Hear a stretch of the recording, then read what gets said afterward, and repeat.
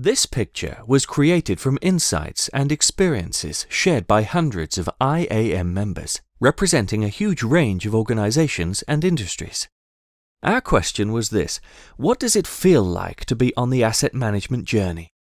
The resulting picture is designed to be used as a large poster to stimulate conversation in your business about where you are on the journey. Hard copies are available from the IAM website.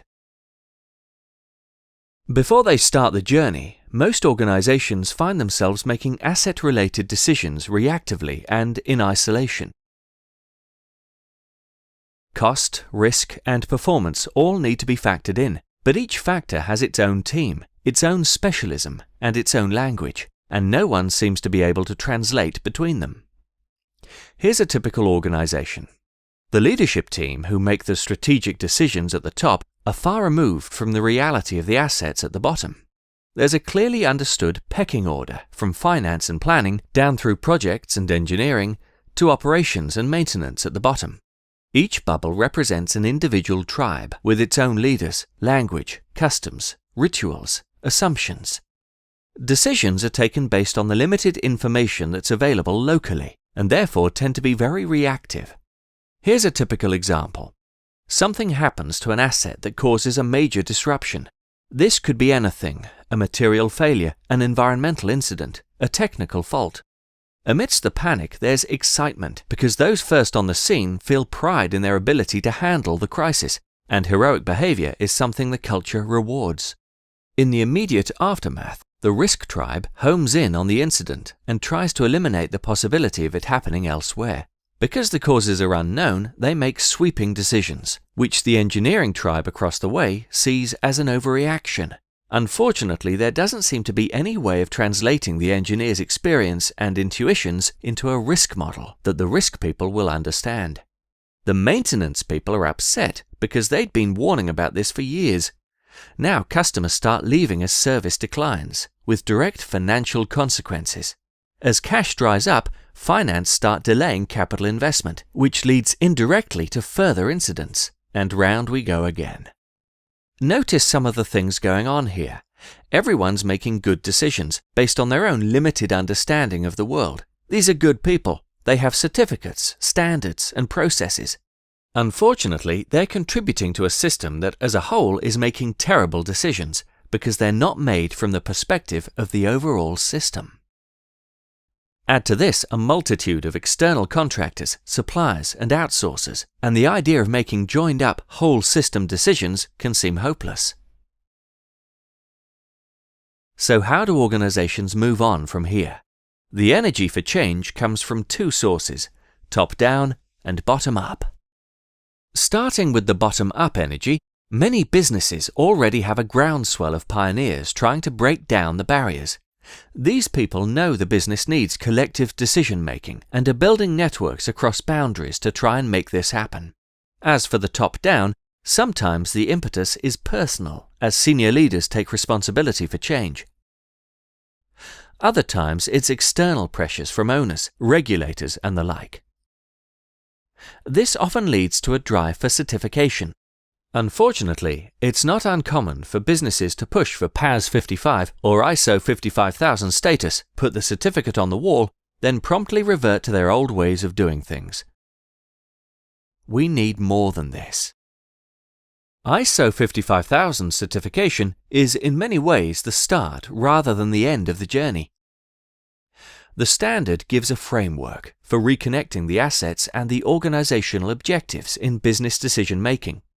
The biggest difference now is that at least people are sitting collectively around the table to make decisions. What this reveals, though, is just how much is missing before these decisions will start looking optimal. The clouds represent some of the things that are getting in the way. Looking upwards to the strategic objectives, these are often unclear, expressed in contradictory language, and point to competing agendas. Looking down towards the assets, without the historical data, we end up relying on proxies and assumptions. Many of the processes that give us the information are not yet defined or embedded. With such an imperfect system, the big danger is cynicism that the organization as a whole isn't going to change. This can lead back into blame games. For example, the business may have invested in a decision support tool that no one really understands. Local maintenance staff then feel aggrieved that their professional judgment is being ignored. At the same time, an increase in awareness of asset management concepts and techniques can lead to a real sense of empowerment. The danger is that unless the culture changes as well, empowerment just fuels the creation of new silos. Although this stage may be imperfect, just having a system that brings people together to make decisions will inevitably yield quick wins, providing impetus for further investment in transformation activities. Unfortunately, these activities can't all happen at once. So there need to be winners and losers, as interventions are prioritized according to what will yield the greatest benefits for the whole. But in a way, this is the shape of things to come. Until individual teams are prepared to accept that the right decision for the overall business may be the wrong decision for them locally, optimal asset management decisions will not be possible. So, looking forward, what is an optimal asset management decision? We can state in general terms that it's the decision that maximizes the long-term value of assets by aligning them to the objectives and purpose of the business. But what that looks like will vary markedly from business to business and industry to industry. That said, there are a number of factors that all outstanding asset management organizations have in common. Firstly, they have leaders who walk the talk. They don't just tell people to collaborate, they model what collaboration looks like. Secondly, these organizations embed asset management as a philosophy of continuous improvement, rather than seeing it as a one-time transformation program. It's an ongoing journey, not a destination. Thirdly, it's apparent that everyone is playing their part, whatever their role or seniority.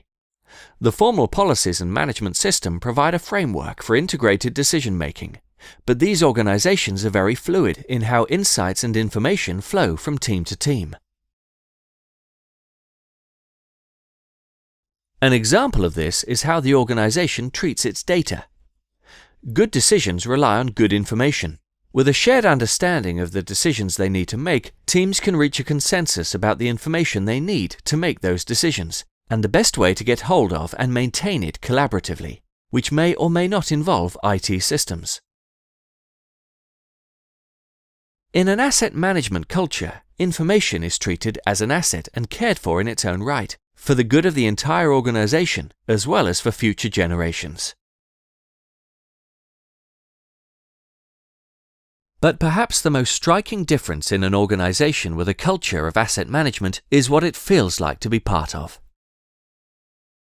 Because the organization is always learning and improving, risks become more contained and incidents become far less frequent. This creates space to think more expansively about the possibilities for greater innovation, about the longer-term future, about what could be learned from other industries, or even about the organization's very reasons for existing. This is the journey our members have described to us. So where are you? What elements of the picture seem most familiar to you? Who do you need to talk to move things forward in your business? It's about having the right conversations. This picture was designed as a tool for starting discussion, so why not order a copy and see where those conversations take you?